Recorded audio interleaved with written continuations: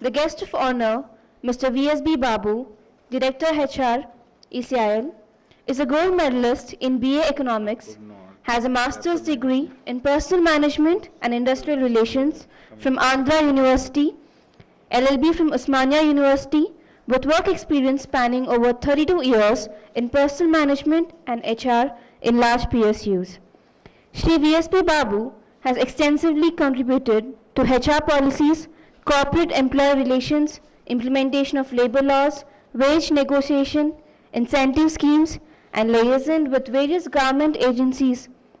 Besides his tenure at NPCIL, he has also served in Nizam Sugar Factory.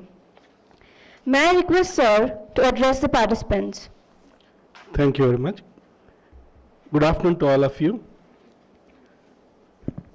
Respected Dr. Mishra ji, Dr. Poonam Singh, and Dr. Sulagna Sarkar, and my colleague and senior Rakesh Kumar ji, Dr. Finance, NLC, and faculty members and participants from various institutes and students. First of all, I would like to thank Dr. Mishra ji for giving this opportunity to share some of my views after the amendment of Companies Act.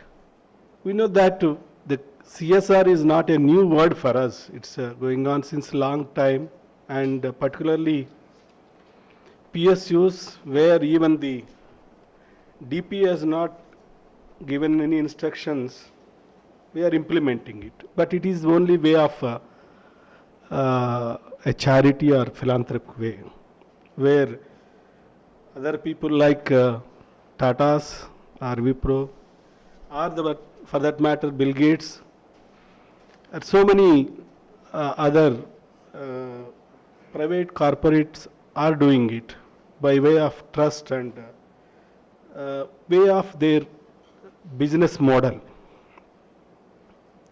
But in 2000, you are aware, 9, when Mr. Bhaskar Chatterjee, when he was the DP secretary, he has introduced the CSR policy for the PSUs in particular. And though initially it was very reluctant, subsequently it was forced on PSUs because everybody has to say that who will implement this. And subsequently the instructions came that you have to have your own a division for this, where an executive director level person should be there and the staff where they have to implement. Then subsequently they also identified what are the NGOs you are supposed to take up and other things. But finally, if you see the statistics, the percentage of implementation of CSR funds, even it is around 50%. It was not. The reality may be the persons who are identified by, particularly I will talk about PSU because my experience towards the PSU. They identified the people are not so interested in that job. Then you know that first, we are the first country to statutorily to implement the CSR policies in the corporate sector that came effective from 1/4/2014. Earlier, actually, if you see that, particularly PSUs, it is a part of MOU rating. At least we used to strive for that to achieve the MOU rating. So, because that is based on our, again, your PRP is paid because you have to get a excellent grading. This is one of the criteria. So this is one incentive for all of us, so to implement. But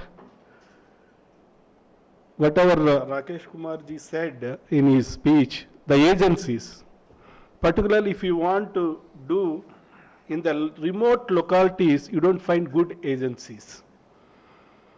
Even after interesting, you have to be after them. And also the other thing is the agencies where they identified also take up jobs from all the places. That is another thing. So that is one of the thing where the government as the also the NGOs has to come forward and to take up the job. The money is going to be huge in future. And also I have seen, of course, as on today every month we are supposed to send how much we have spent on each item to the PMO office.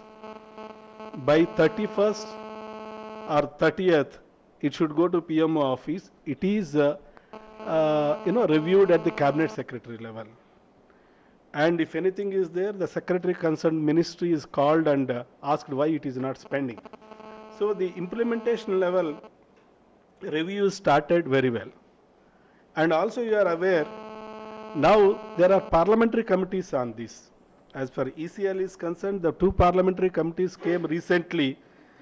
One is about the parliamentary committee on HRD, where they just talked about how we are going to spend CSR funds on the rural sports and also the encouraging the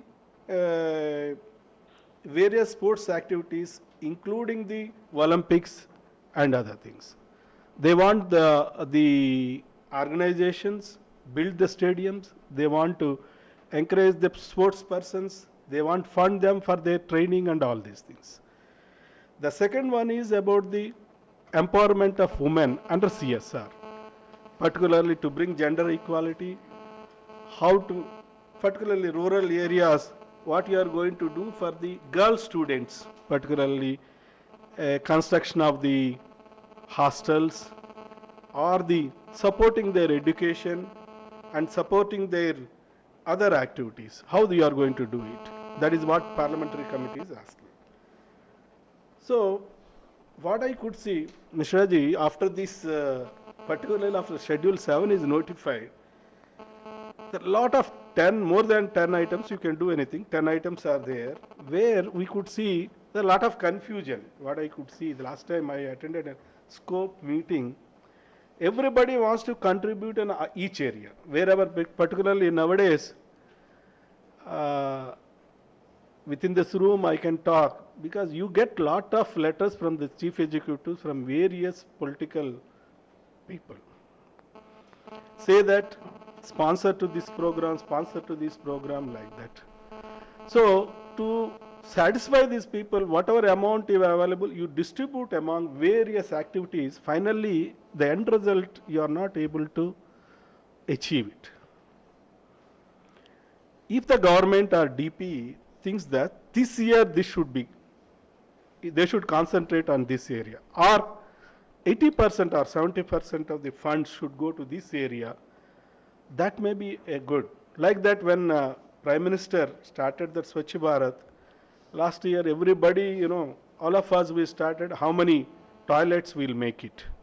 So almost everywhere, in around, if you go and find even go to Nalgonda district or Mahabubnagar district or anywhere in around here, including Andhra, including Maharashtra, where you went, by the time people go, some people have already taken the lead and they promised that we'll construct. But if we see the end of this year, if you find, then we get a letter, sir, they promised but they didn't do anything. Why can't you come and do it? This is what reality is happening. What Rakesh Kumarji, I want to support that, but how things are happening and there is no check for that, there is no, we should have a institutionally designed system, how it should be monitored properly. That is required.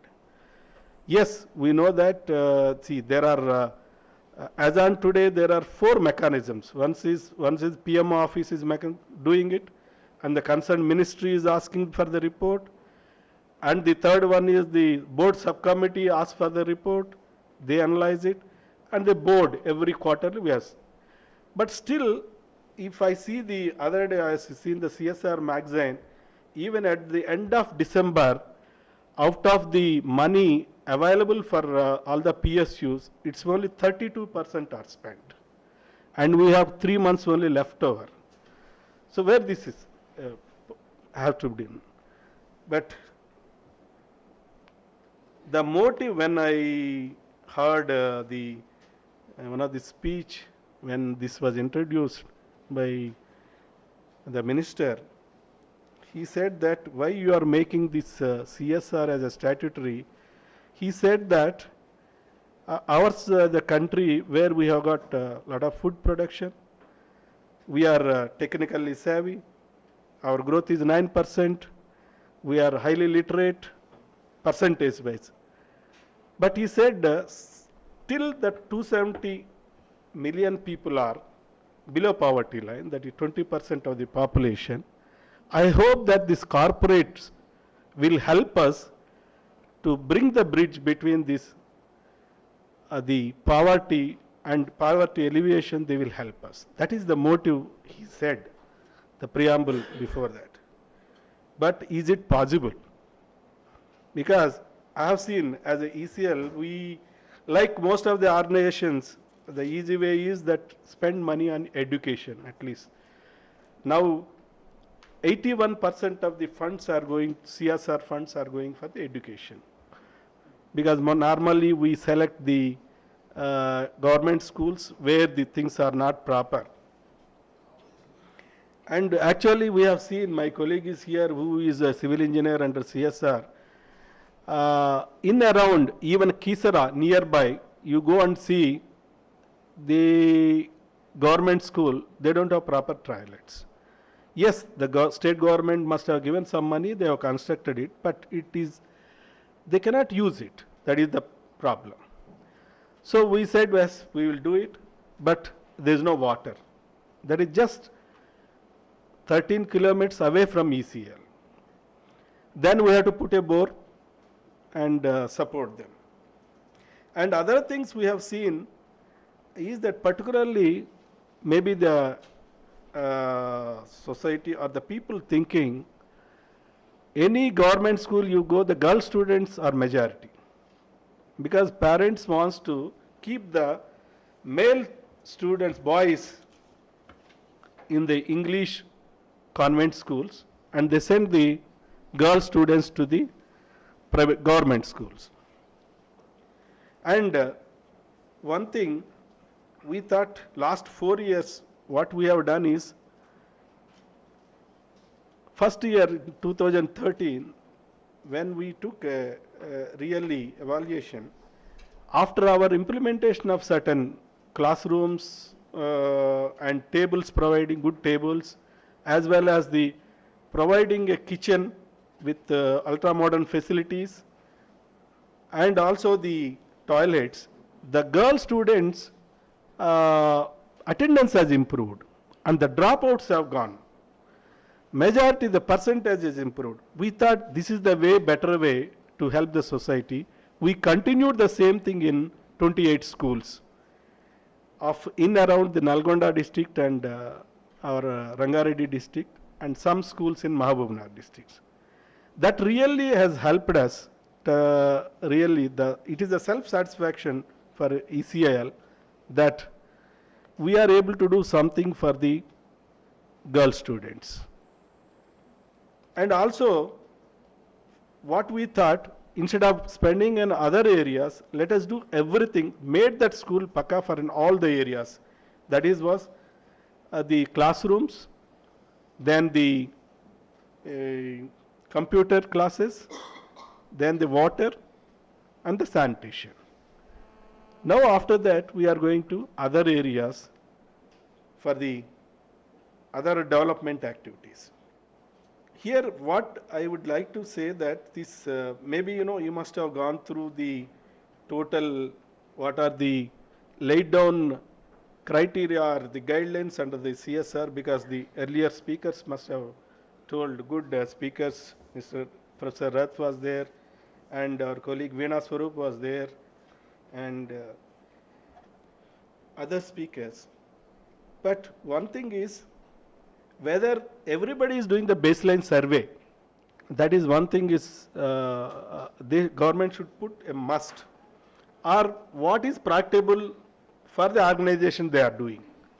Without baseline survey, if you do it, I don't think we are doing justice to the society, and we are doing justice to the CSR policy at all. So that is the must. Though the DP guidelines earlier baseline survey is a must, they said, but it is silent when the act is made it. Even subsequently DP guidelines were issued after the act, but they didn't talk about these things. And that should be there, and I think there should be a instruction, because always we follow if there is instruction. So on our own, it is very difficult to follow, particularly in the public sector. So if there is an instruction, everybody follow. Then after that, impact survey. This is also a must. If the two things are there, and also a good NGOs who are really committed to this are there, I think the CSR policy issued by the government will be successful. So thank you, Mishaji, for giving this opportunity and share some of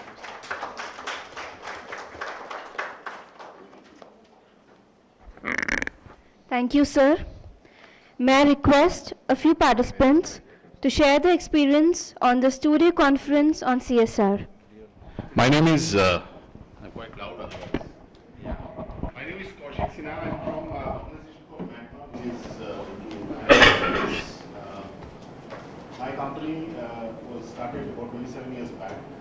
We are currently operating from about 280 locations around the country, employing about 10,000 people.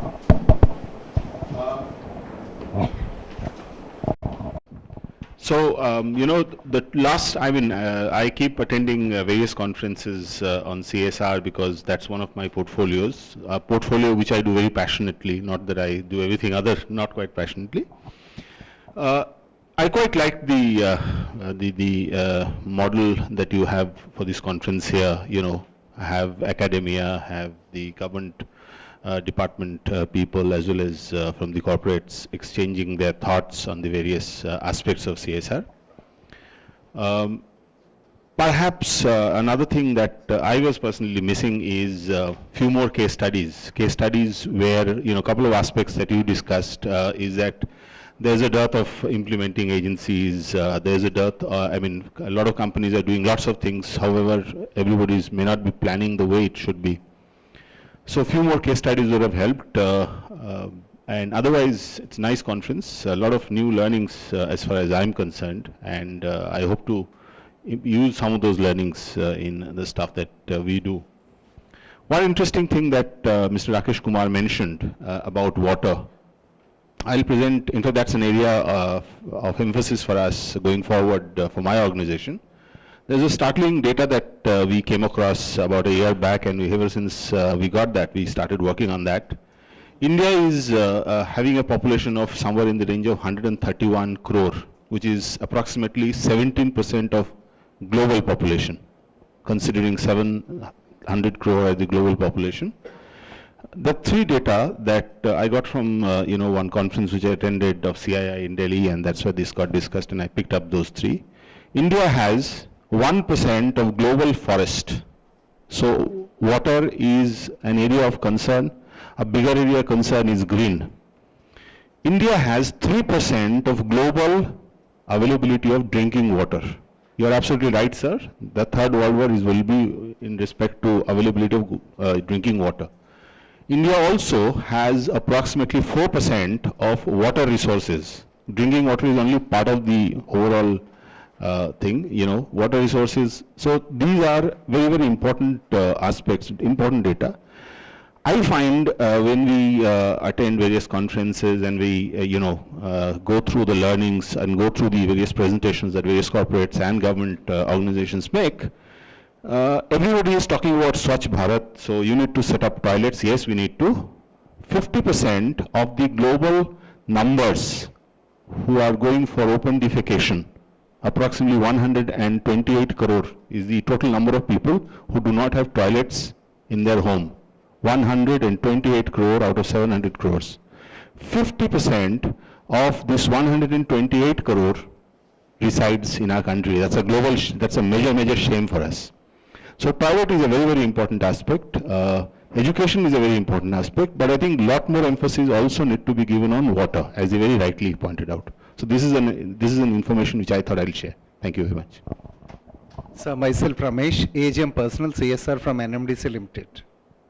As regards the total overall conference for the 2 days summing up, we have the inputs towards that baseline survey and need-based assessment. At the last is that impact analysis, not impact analysis. Suppose if any CSR projects are being taken at the time at the time of taking up the agencies, taking up the CSR projects only, the agency who is going to assess is clubbed together, and it was simultaneously go through that. They will be having timely control as well as throughout the report will be there, and the end result will be proper, and we'll be knowing that.